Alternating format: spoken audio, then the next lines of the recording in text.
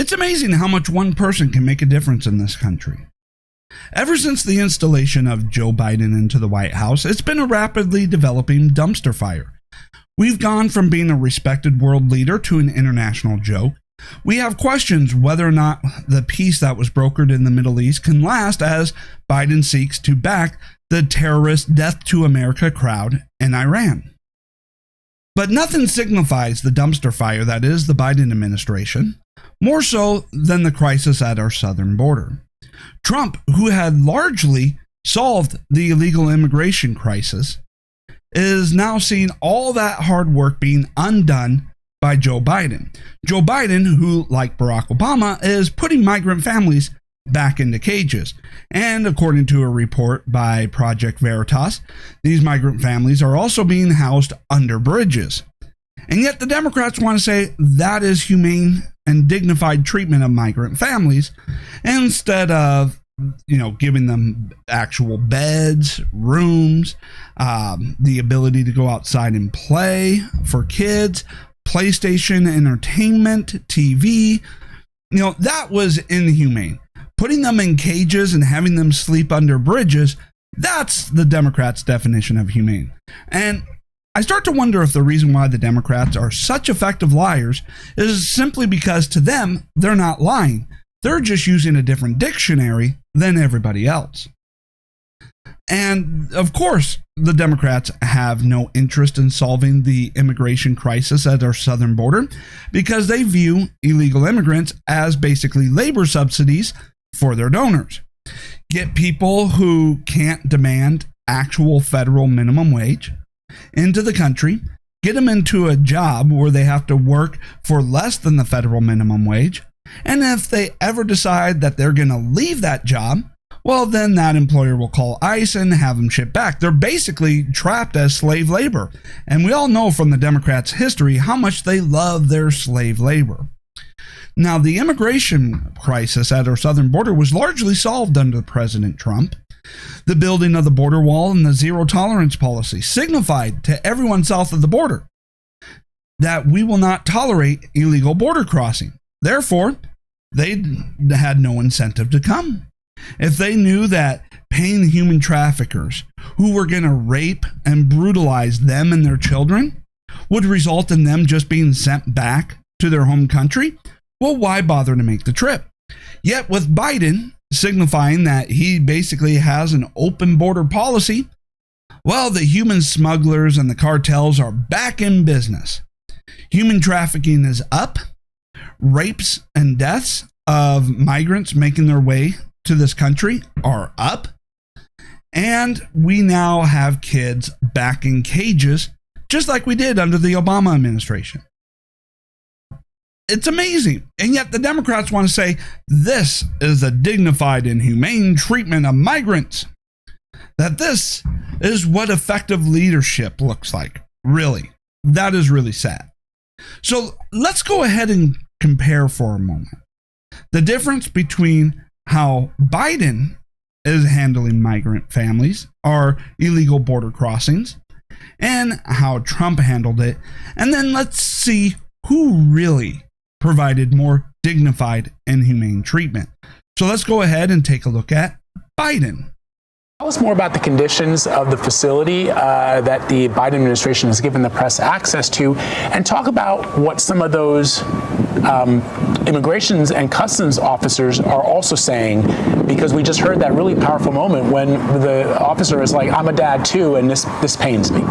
They do get 3 meals a day, unaccompanied migrant children. They also get snacks, but during snack time, we saw kids lining up. Forget social distancing. They were lining up chest to back, so close in these cramped conditions. We visited that recreational play area that was designed as a space that kids could come and watch TV and color. I asked one of the Border Patrol officials, how often do kids come here? And he said they don't anymore. They are so overcrowded. They are using that space space instead to house unaccompanied migrant children as young as 4 months old. In the outdoor recreational area, we saw kids playing soccer, but for the most part, that space has been turned into a COVID testing area where we see ICE, Immigration and Custom Enforcement, nurses and medical personnel COVID swabbing some of the kids. And as we talked to the border agents out there, we saw kids on either side of the soccer field. I said, why are some kids on the right side and some kids on the left? Well, the kids on the right side had tested positive for COVID-19 and were out there alongside some of the others that were just trying to get a few moments in the sunshine. Wow, that's humane treatment. And remember, this is the Biden administration allowing the press into the facilities. This is the Biden administration's best foot forward as it relates to illegal immigration at our southern border. That's their best foot forward right there, which makes you wonder what the facilities look like in the areas that they are not allowing the press into. How much worse is it? And then we also take a look at everything with COVID-19, and how we are bringing people who are infected into the country and then spreading them throughout the country so that we can keep the pandemic going, because the Democrats want to keep the pandemic going. They are upset that Trump had gone through and solved COVID before leaving office, that he went from outbreak to vaccine to distribution in less than a year. Now, the Democrats, of course, are trying to steal credit for Trump's successes, but in all reality, they are upset. They were hoping that this pandemic would stretch on for years and years and years, possibly throughout the entire Biden administration, so that they could use it as an excuse to continue suspending the Constitution and stealing away our Bill of Rights. But while we could talk about that a lot more, and there's a whole lot we can talk about why Democrats want illegal immigration, as they plan to eventually pass amnesty, because if the voters won't vote for you and you have to go towards absurd lengths of election shenanigans in order to get into office, well, the best solution is to replace the voters. There's also the issue that illegal immigrants don't have the ability to go from job to job to job. So basically, when they get to the country and they're released in the country, they take a job at less than federal minimum wage. They can't complain about it, otherwise they'll be deported. If they try to leave that job, ICE will be called on them and they will be deported. It's basically a subsidy for the Democrat donors because, well, as we know from the history of the Democrat Party, they love their slave labor. And that's basically what illegal immigration is for them, a supply of near slave labor. But while we can go through and we could talk for hours and hours on this topic, we're going to go through and just keep highlighting just the differences between the Democrats' claims of what is humane treatment of migrants, and then take a look at what actual humane treatment of migrants are. So that was the Democrats' best foot forward, seeing families and kids back in cages at overcrowded facilities because of Biden's open border policy. But compare that to what these facilities look like under the Trump administration. How did Trump treat these minors, these unaccompanied minors coming into the country? Well, take a look. This newly released government video is giving us a glimpse inside a Department of Health and Human Services facility sheltering children who entered the U.S. illegally. It's the first look inside one of these shelters since the Trump administration instituted a zero-tolerance immigration policy in April that resulted in the separation of children from parents who illegally cross the border with them. The facility is a former Walmart in Brownsville, Texas, not far from the Mexican border, and now is nearly filled to capacity. The video selectively highlights young kids doing outdoor activities, receiving medical care, even the residential pet dog. It houses just boys ages 10 to 17. You see the difference? Okay, so the Democrats put them in cages, have them sleeping on floors with these silver-like sheets, No pillows that we can see. And then that is humane treatment, and that's their best foot forward. Trump administration, they gave them rooms, beds, pillows, blankets, TV, PlayStation, animals, to have pets in there, outdoor activities. How is it that Trump was the inhumane one? Oh, there is more to this. There is a lot more to this, but just take a look at the facilities alone for just a moment. Go back and compare Biden's facilities to Trump's facilities. Which one was really more humane? Now, we've already gone through and discussed how Biden providing basically open borders, come to the country legally, cross the border, and the taxpayers will take care of you. You'll be allowed to stay in the country, access welfare and government benefits, and basically you get to, get an income that you can send back to your family, regardless of whether or not you actually work. Hey, it seems like a good deal.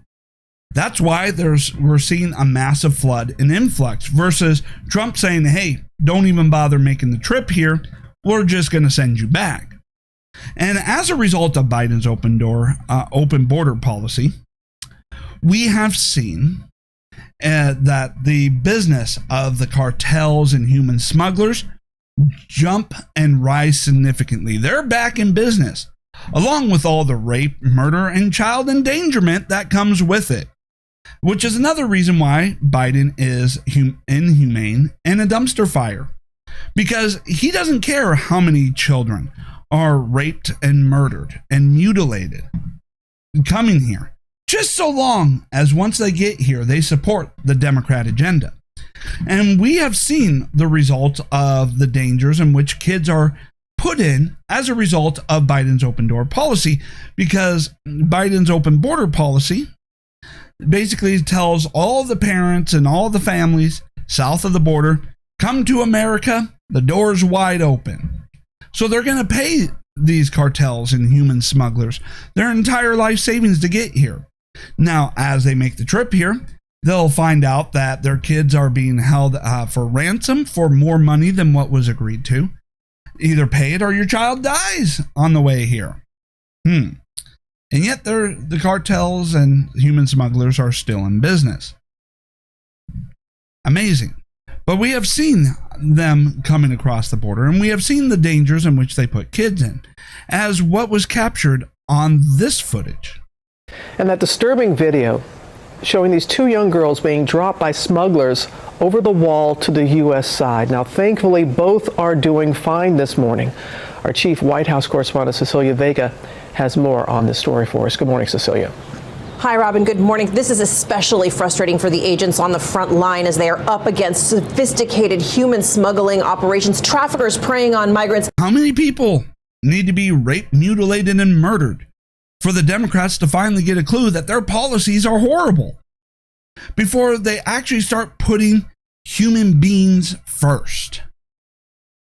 Now, they try to claim that they are doing so, but they're not. Their actions speak louder than their words. The results of their policies speak louder than their propaganda. They can't hide this and cover this up forever. But yet the media is going to go through and going to try to cover it up. And they're trying to say, no, this is not a crisis. Oh, the human smugglers, they're not, being as bad as what everybody is reporting. Oh, no. This is humane. People being raped, mutilated, and murdered on their way to the United States, being housed in cages once they get here, and then the COVID infected being released and spread throughout the country because we got to keep the pandemic going.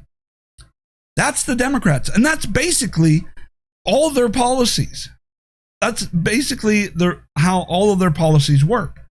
They claim that they got the solutions. They claim that they will bring about utopia when all they give us is a complete and total dumpster fire.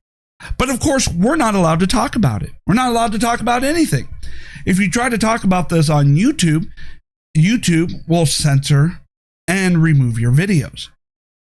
If you try to talk about it on Facebook and Twitter, well, you get shadow banned, your page gets censored, reduced distribution, because they can't have you actually showing what the results of the Democrat policies are. Because if people are actually informed, nobody votes for Democrats. Because people do not vote for failed policies that inflict pain and suffering everywhere it's implemented. So you got to hide that pain and suffering. And that's why all of the leftist billionaires that control all of our means of communication does everything that they can in order to hide and cover it up, only allowing it to be exposed if they want the Democrats to do something that they're not doing in order to go, hey, we put you into office, we can take you out and have you replaced, not by a Republican, but by another Democrat. So if you want to hold on to power, you better do what we say. But of course, they have other means. So let's say now that we have other modes of communication that are not controlled by leftist billionaires, such as Parler, for example, and Rumble. Well, they can't control those platforms. Though the head of those platforms aren't playing ball with censorship. So what do? Well, you got to silence your critics. You got to find some way to get people to just shut up. And AOC has the answer to that. Anyone who's using the term surge around you consciously is trying to invoke a militaristic frame. This is not a surge. These are children, and they are not insurgents, and we are not being invaded, which, by the way, is a white supremacist idea, philosophy. Now, as always, when it comes to AOC making public statements, there's a whole lot of stupid to unpack there. But of course, the Democrats go off and try to claim, any disagreement, any criticizing of the results of their policies is racist, white supremacy, misogynistic, all their other istophobes. They can't debate or defend the results of their policies. They can't debate or defend their ideology, their beliefs, their policies in any way, shape, or form. So they have to stifle debate through censorship and declaring anything that criticizes their results is white supremacy. It's racist. It's outside the bounds of polite society and therefore should not be allowed in public discourse. That's their defense for everything, isn't it? Shut up. We can't debate this because we can't defend it. Now, of course, there's a whole lot of other stupid things that she had said. First of all, she should get a dictionary. Someone please send her a dictionary. Because a surge and insurgency have two completely different definitions. A surge just means rapid increase. Insurgency is armed rebellion. And she should look up the definition of invasion. Invasion. Now, you can have an armed invasion and an unarmed invasion. An invasion is simply a large group of people from outside the country violating your country's sovereignty and taking stuff. In this case, they take jobs, send US dollars out of the country back to their home country, and you get taxpayer benefits.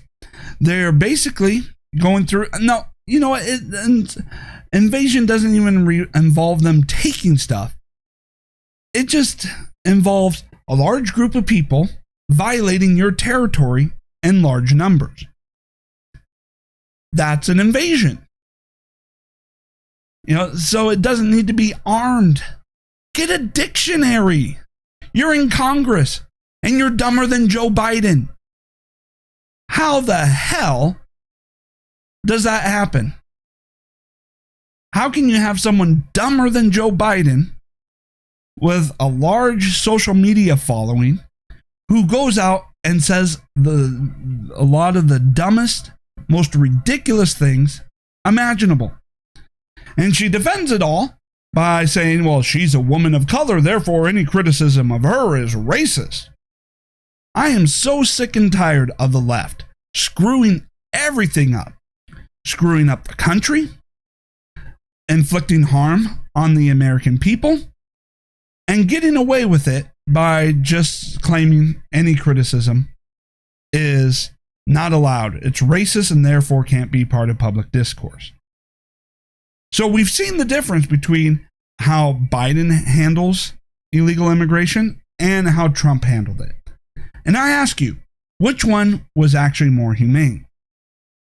Which one deprived human smugglers and the cartels of business, resulted in less deaths, rapes, and mutilation of migrants, and which one provided more humane treatment? As always, the answer is President Trump did. Trump had the most humane treatment that saved more lives by not encouraging them to put themselves in the hands of human smugglers. The Democrats, as always, screw everything up and put lives in danger. Okay, so that's it for this episode. Hey, if you're watching this on Rumble, don't forget to follow. If you somehow found this on YouTube, go ahead and follow me on YouTube, but I prefer that you follow me on Rumble if you can. You know, as long as you're able to have a Rumble account, which you should be able to.